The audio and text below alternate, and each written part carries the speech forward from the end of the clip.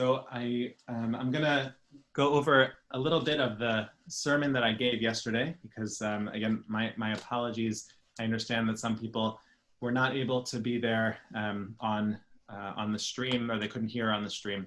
So I won't give the entire sermon, which was a whole, I'm sure, 4 minutes long. I'll give it even briefer. We're short these days. So near the end of the parasha, Moshe is telling the story of how God came down onto the mountain and offered the 10 commandments to the people, and there was fire, and there was a lot of noise, the blowing of the shofar, and the people were afraid. They trembled, and they said to Moses, "We are afraid to hear God directly. Please act as an intermediary for us, so that we can hear it from you and not from God." And Moses said that fear kept you from experiencing God fully.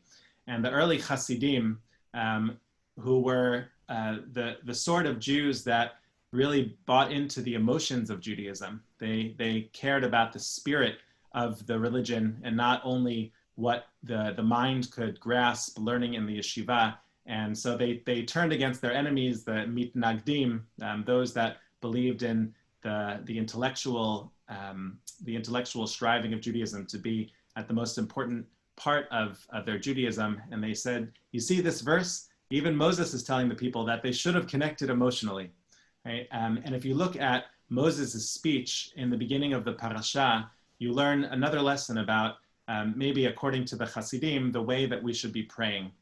So Moshe starts out with the most eloquent and beautiful appeal. He asks God, please, God, let me come into the land. And his language is beautiful, it's poetic, it's thoughtful, and it's very thought through. And God doesn't listen.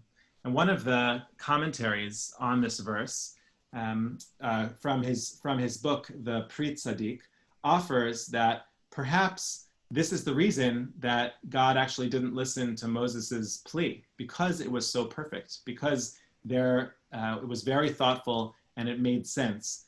And we know from another time when Moses calls out to God, it's in Masechet Brachot, it talks about how Moses comes before God when the people were worshiping the golden calf. God is angry, Moshe is angry, and the Torah says, "Veichal Moshe et pnei Adonai," that Moses falls before God and asks for reprieve for himself, for the people, and he's shaking. He connects deeply with his heart to the words that he's saying, and because of that, according to this commentary, God actually listens to his prayer. Perhaps it teaches us a lesson about the way that we can pray and the way that perhaps our prayer should be said. Whether it's heard by God or not is depending on your theology, but there's a power, I think, to the way that we say our prayers. It can be very structured and thought out from the mind, like the way that Moses offered, but perhaps there's a better way, which is directly from the heart. A lot of times, I think, in our lives, in synagogue, outside in synagogue, we have to think very carefully about the words that we use. And they don't come straight from the heart. Often they go from the heart, then to the mind, or straight from the mind and out through the mouth. What this teaching is telling us is that sometimes there are moments when we need to learn to speak from the heart. I think this is a moment when we each have our own anguish, right? Living through a pandemic and all of the grieving that our hearts are doing can't really be expressed, right? We come onto Zoom and we're muted. We come to the community and we don't really have an opportunity, except for the people that are living in our own house, to express our aggravation in the full way that we would want.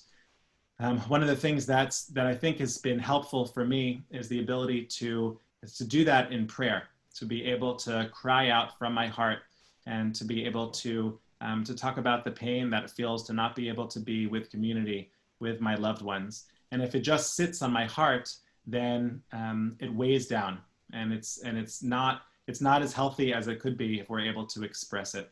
But I want us to perhaps think about the ways that we can, in a small way, in a healthy way, be able to allow our heart to grieve.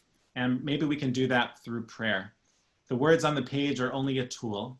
According to the rabbis, there are two components of prayer. One is keva, which are the words in the Siddur that are passed on from generation to generation, words that help us to express these words that are written down by rabbis, by lay leaders, by people over the centuries that found meaning in these words. But a lot of those words are intellectual. The real prayer, that's in addition to the intellectual part, comes from the kavanah, the intention, straight from the heart. I pray for all of us that we'll be able to connect deeply to our hearts and our minds, and that it will help us get through this moment and even allow our hearts to mend and our souls to heal.